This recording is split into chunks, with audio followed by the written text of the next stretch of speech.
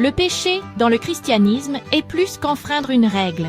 C'est une séparation de la bonté de Dieu. C'est toute pensée, parole ou action qui nous détourne du chemin d'amour et de lumière que Dieu nous destine. Imaginez une route droite. Le péché, c'est s'en écarter pour tomber dans les épines. Même un petit acte, comme ignorer quelqu'un dans le besoin, crée une distance entre nous et Dieu. Le péché n'est pas toujours dramatique. Il peut être aussi subtil qu'une goutte de boue sur un tissu blanc, petite, mais elle tâche. Ce n'est pas seulement faire le mal, mais aussi ne pas faire le bien. La Bible enseigne que lorsque nous choisissons notre propre voie plutôt que celle de Dieu, nous créons une rupture dans notre relation avec lui. Comme un enfant désobéissant à un parent aimant, l'amour demeure, mais la proximité est perdue. Le péché est le vide, là où l'amour devrait être. C'est une partie universelle de l'histoire humaine, commençant en Éden et se poursuivant dans chaque cœur. Reconnaître le péché est le premier pas pour revenir à Dieu, un moment où l'on réalise que l'on est perdu et que l'on cherche le chemin du retour. Cette compréhension n'est pas destinée à apporter le désespoir, mais à nous ouvrir les yeux sur notre besoin d'un sauveur. Le chemin commence par la reconnaissance de notre besoin de l'amour et du pardon de Dieu. Ce n'est qu'alors que nous pourrons commencer à retourner à la lumière pour laquelle nous avons été créés. Nous pensons souvent au péché comme à de grandes fautes évidentes, mais la plupart des péchés sont petits et quotidiens. Ils sont comme de minuscules cailloux dans votre chaussure, faciles à ignorer, mais douloureux avec le temps. Un petit mensonge, un moment de commérage, une pensée jalouse, ce sont des péchés quotidiens qui nous détournent tranquillement de Dieu. L'impatience, l'orgueil ou une parole dure peuvent sembler insignifiants, mais ils s'accumulent. Ces petits choix, laissés sans contrôle, peuvent construire un mur entre nous et Dieu.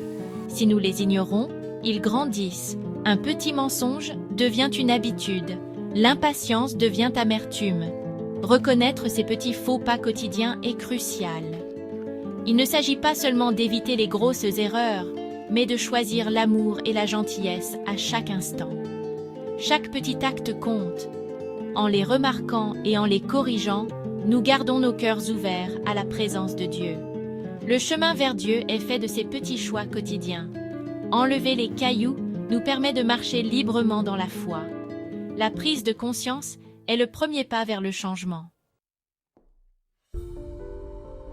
Pourquoi faire face à nos fautes? Non pas pour ressentir de la honte, mais pour commencer à guérir. Si vous ne savez pas que vous êtes malade, vous ne pouvez pas chercher un remède. Reconnaître nos péchés, c'est comme allumer une lumière dans une pièce sombre. Cela révèle ce qui doit changer. Lorsque nous sommes honnêtes au sujet de nos faiblesses, nous devenons plus humbles et compatissants envers les autres. Ignorer nos fautes nous rend critiques, promptes à voir les défauts des autres, mais aveugles aux nôtres. Dieu connaît déjà nos cœurs. Admettre nos péchés, c'est être d'accord avec lui sur notre besoin d'aide. Cette honnêteté approfondit notre relation avec Dieu et ouvre la porte au pardon. Comme un enfant admettant une erreur, nous trouvons la connexion et la miséricorde. Le chemin de la connaissance de soi est difficile, mais il mène à la liberté. En apportant nos fautes à la lumière de Dieu, nous brisons leur pouvoir sur nous. Connaître nos péchés n'est pas la fin, c'est le début de la transformation. C'est ainsi que nous découvrons notre besoin de grâce et la force que seul Dieu peut donner. Le vrai changement commence par la vérité.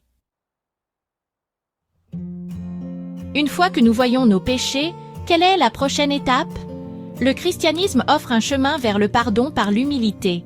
Cela commence par une prière honnête, dire simplement à Dieu « Je suis désolé, pardonne-moi s'il te plaît ».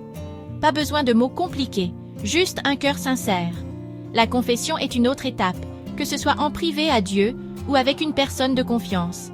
Exprimer nos fautes à voix haute les met en lumière et nous aide à prendre nos responsabilités. Le pardon n'est pas gagné par de bonnes actions, c'est un don appelé la grâce. Les chrétiens croient que le sacrifice de Jésus rend ce pardon possible pour tous.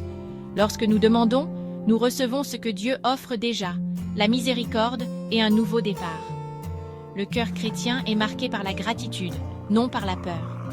Nous pouvons déposer la culpabilité et être restaurés. Le pardon de Dieu est complet. Il choisit de ne pas se souvenir de nos péchés. Quel que soit notre passé, nous pouvons toujours revenir à Dieu avec un cœur humble.